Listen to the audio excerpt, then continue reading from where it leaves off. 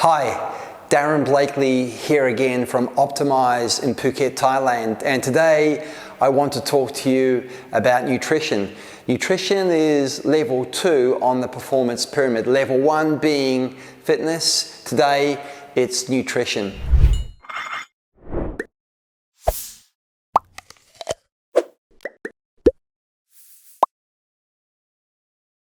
Like everything in fitness and our lives, we need to go back to the first principles when it comes to nutrition. And what's the first principle? The first principle is, why do we eat? Why do you eat? I eat to fuel my body, okay? The catalyst around me eating is to fuel my body in the most effective way as possible. And I'm sure in the back of your mind, that's your reason as well. Okay, but what derails this? Why do we have this incredibly profound issue with weight gain, particularly in the Western world? Why are people getting fatter? Why year after year after year do we get more and more diseases that are related to being overweight? These are lifestyle diseases. They're in abundance now. People are falling sicker more frequently and they're dying. They're dying because they're overweight and their bodies cannot deal with the excess weight. So I go back to, what is your reason for eating? One of the first reasons should be to maintain your health, because what we eat has an incredible effect on how healthy we are. Because I'm going to tell you that everything that you eat ends up in your body maintaining it, building new muscle, helping your organs function better, maintaining your blood and the healthy nature of your blood. Everything we eat constitutes the rebuilding of our body. Our bone rebuilds itself depending on the size of the bone, few weeks to couple of years. Our femurs, the biggest bone in our body, regrows itself in 18 months to 24 months. We get a new femur. And how do we get a new femur? How do we get new hair? How do we get new skin? Okay? We get it from the food that we eat.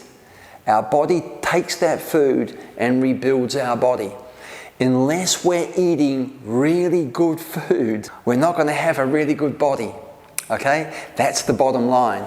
Yeah, sure, the stuff the body can't use, it excretes it. You know, we have a mechanism for our body to discharge the unwanted food. But if all the food you're eating is unwanted, because it's not of a very high quality, you've got nothing left to rebuild your body in a healthy way. So your body will actually rebuild in a negative way, in a way that's not healthy for you. The food that we eat is a fuel. Okay, we need it for our energy. We need it to rebuild our body, as I've spoken about. Food becomes very habitual. Okay, we get into patterns.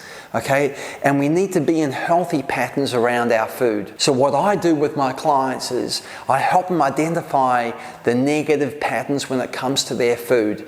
And so we start adopting healthier patterns. Okay, and with healthier patterns of eating becomes a healthier you. The biggest problems we face are in allergenic foods, and a lot of the allergenic foods we have no idea that they're allergenic to us. And when we have an allergenic food, and typically things like dairy, eggs, and highly processed foods can have an allergenic effect on our body. And what our body does is it stores those allergenic foods because it can't process them and excrete them. It can't do that. And so what it does is it stores them, and typically it stores them in the colon. And you may have heard these stories of people that do colon flushes, enemas, that kind of thing, where they kind of literally use water jets to flush out their colon.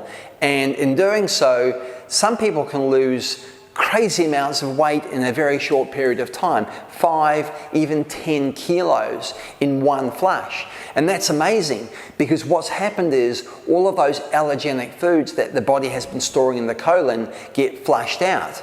Okay? Now, the body, this is us trying to impact our bodies in an external way using an external force, being the flesh. Our bodies actually are able to deal with those foods effectively itself if we give it the chance. The body goes into a process which I've talked about in the past, which is autophagy.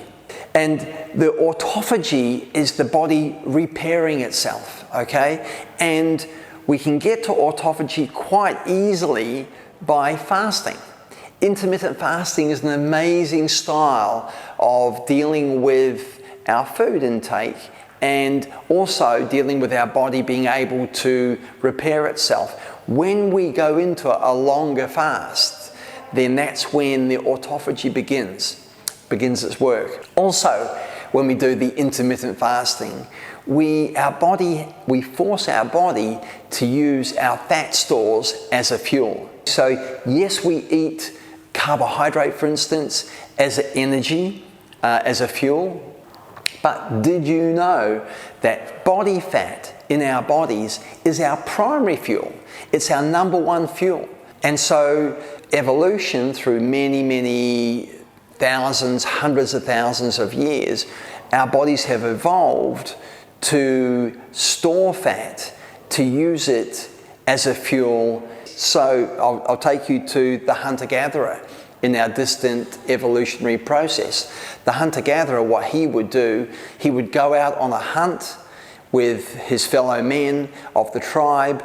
The women and the children would stay back in the village within the tribe. They would gather nuts, seeds, fruit, any vegetables they could. The men would go out looking for an animal to kill. Then they would come back with the kill, hopefully. Sometimes they didn't have the kill, so they would have to rely on the seeds, the nuts, the fruit, the vegetables that they had gathered. And that was a daily or every 2-day event. So if they're only eating once in every 2 days, what are they relying on in terms of their fuel? They're relying on their stored body fat from the previous hunt and gather.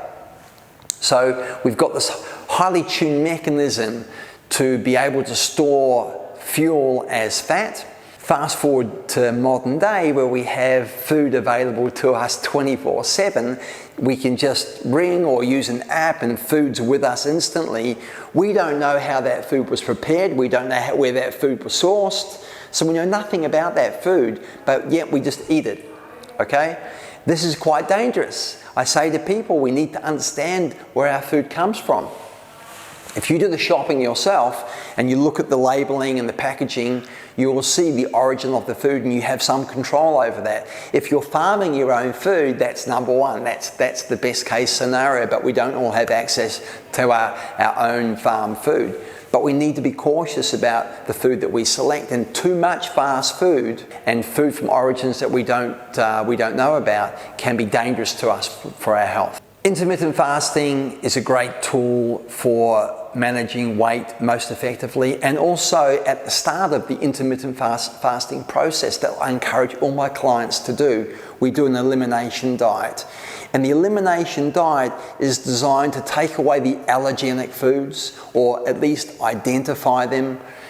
It's also designed to remove highly processed foods which contain a lot of sugar. High fructose corn syrup, if you look on food labels, it comes up time and time again. Okay, it's quite a dangerous additive to food, and it sits in the background and we're unaware of it, but what it does is it creates a very negative hormonal response in our body, and that hormonal response is the blood sugar levels, insulin coming out of the pancreas, which if it comes out too frequently and in too big a volume, we end up being in this high blood sugar environment, and in that environment what we're doing is we're storing fat. We need to be sure that we are limiting processed food, so the elimination diet takes away all of that. It takes away the allergenic foods, and therefore we can focus in on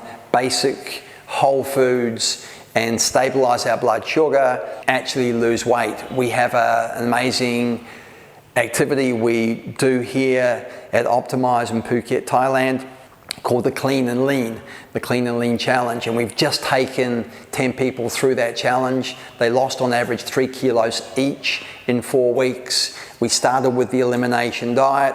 We went through the process with them. The winner of the challenge ended up losing over 5.5 kilos. Another participant lost 6 kilos.